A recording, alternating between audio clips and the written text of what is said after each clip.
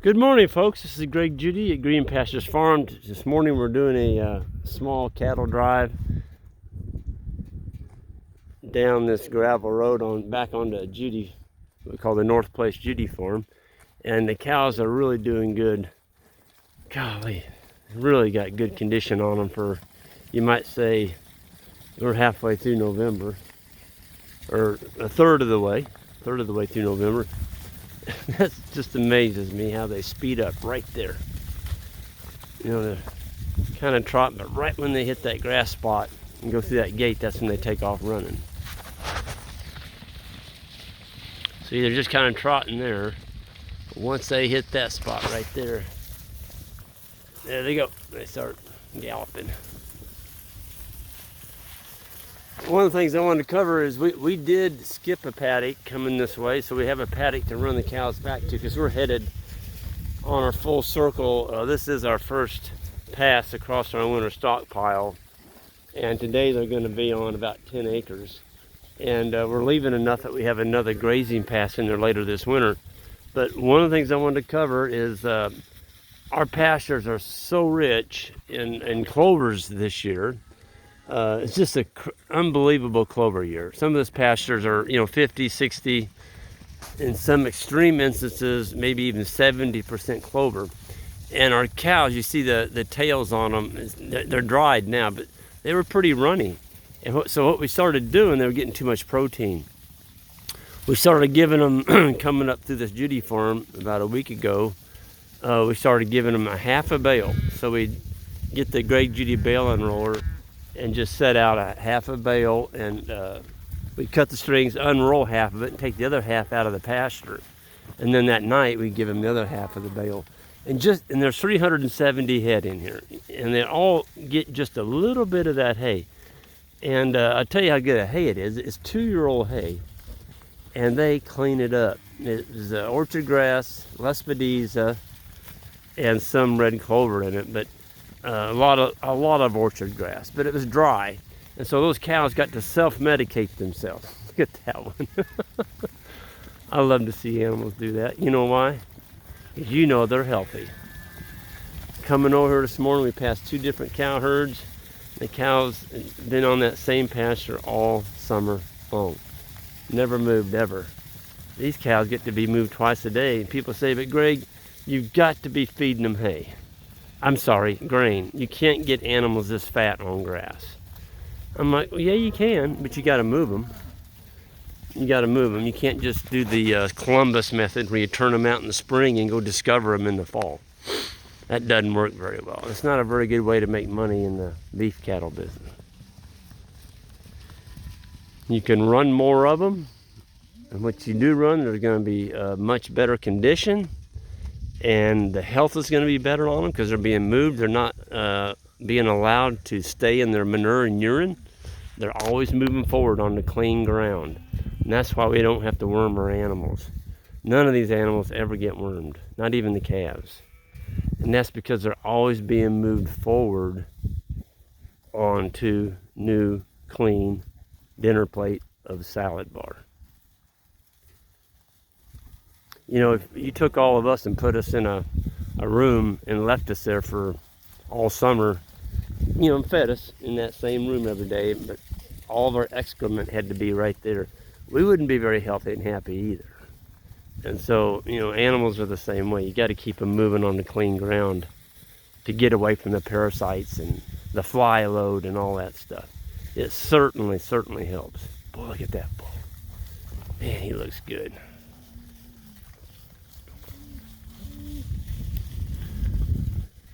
There's been a lot of people talking about, what we're doing, and, I get a lot of, that's good. There's a lot of discussion going on about what we're doing, and all you got to do is look at the livestock. Does it work? I don't know. You be the judge. You be the judge. What do you think? Is it working? I mean, the animals are so well conditioned. They just waddle when they walk. And it's cold out here this morning. It's in the 20s. Look at the animals. Good hair coats on them. They got their winter hair coat now. They just shine. They got that nice gloss to them. It's not that old doll hair. they just got a lot of weight. Well, here's one coming up. I want to get a little closer look at him. There's two of them right there in a row. Yeah, he's a good one. So is that one. There's a bunch of good ones in here. And so, you know, you've got to pick out the animals that work. And right now, we are making a really good living, grazing Kentucky 31 fescue. That's what's out here. Because all the warm season grasses have went dormant. There is quite a bit of big blue stem in this pasture. Of course, it's been long gone now for a couple months. The clovers are still here. See that? And so what we're going to do, we're going to give them just a half a bale of dry hay so these cows don't get runny on us again, because we've got them all dried up. The manure pats are stacking up beautiful. They got the little ponds back in the middle of them. Folks, if your manure pats are all flattened out like a dinner plate and there's not a little dimple in the middle like a pond, your cattle are getting too much protein, or you got parasites in them or something. They're not performing. Boy, look at this one. Holy moly. This 054, that's a little heifer. I mean, you talk about a beaut. Oh, man. She just shines. Look at that. She's red. She's a really, really dark red. And her mama is a half South Pole Murray Gray. It's the only Murray Gray cow we have left in here. But, of course, her daddy was a full-blood South Pole. We've got a bunch of bulls in here. They're going to be on the available block in June of next year. A lot of 2019. Boy, those are dandy. Man. Anyway, I'm going to kind of show you what we're turning into. And folks, the animals aren't going to graze all this. And so they're just going to kind of come in and take the tips off, and we're going to be moving them. But this is November 11th. See, Saturday's the 14th. No, this would be the 12th. Today's November 12th. And there's our water source down there. And that particular pond does not have a pipe in it, so we just put a poly wire around the edge of it where the cattle can drink under the poly wire. Don't let them in the ponds. Absolutely do not do that. But the animals are all healthy. There's hardly anything that's bawling, and the ones that are bawling so their calf knows where the mom's at. That's all. That was just bucking and brawling. He's doing well. Oh, I got to give you an update on 014. This is a stud of a bull. And he's only 7 months old. He's acting like a bull already. He's always riding cows. He's always sniffing on them. He's only 7 months old. I'm not sure he's 7. I think he might be 6. Yeah, 014. You know it. Look at the butt on this bull. I mean, he almost looks like a miniature Arnold Schwarzenegger, you know? A guy that works out every day on weights. And, I mean, he's just a chunk of meat. Anyway, we got a bunch of young ones like that in here, and he's just at the top of the class right now. It's funny though, by springtime there may be another one or two that passed him up. That's just the way it happens. But anyway, we didn't clip this pasture, as you can tell. It's still got a lot of weeds in it. It's got some Sericea lespedeza residue in it. The weeds still have some flowers on them. But you know what? I don't hear any cows complaining. Everything is eating this Kentucky 31 green fescue. And folks, if you don't graze it down too short in the wintertime, don't graze it any lower than 2 inches. That's where the toxin is the highest in it. So if you graze it down to the dirt, you're liable to have issues with it. Your cattle are going to ingest that endophyte, the toxin, which causes health issues, or it can. What's goofy is our cows are kind of built up an immunity or resistance against it, and we've selected for years, 18 years to be exact, the animals that can take Kentucky 31. And we've kept those and we've bred from that core basis and got rid of the ones that couldn't take it.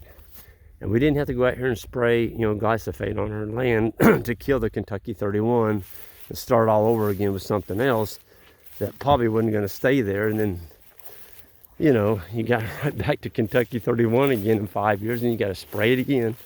That's a good way to go broke. Keep the animals that'll work on the grass that you have, sell the ones that don't, and move forward. Folks, you got to make a living out here. And I can tell you this, nobody that's selling you something, they don't really care. They just, they want to get your money. And you got to work it out at the end. So it's up to you to get a cow herd that'll work for you instead of you working for it. Okay? And it starts with a grass adapted animal.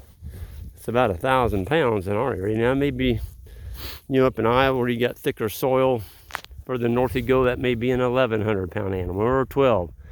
But I can promise you this, if it rains out here for a week, you're gonna pray you don't have 1,400 pound animals, because they just turned your whole farm to a feedlot.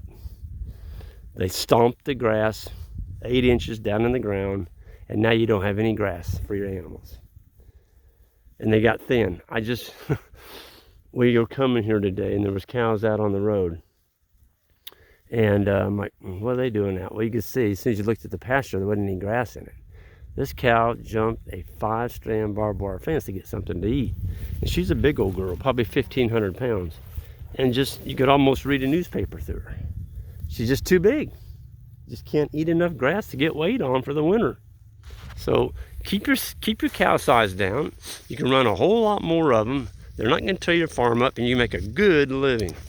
And I'm going to end with that. Everyone, hit that subscribe button on the way out if you're new to the channel, and that like, I'd appreciate it. And we're going to see you all down the road.